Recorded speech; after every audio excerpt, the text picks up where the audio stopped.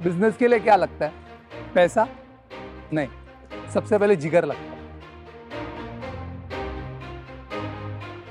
तुम्ही सेल्स करता, तुम्ही किती हसतात मला सांगा सेल्स करताना. स्माइल असते. सेल्स करताना एक तर ओळखा तुम्ही सेल्स पर्सन आहात की नाही. कारण बघा तुमच्यामध्ये पेशन्स पाहिजे.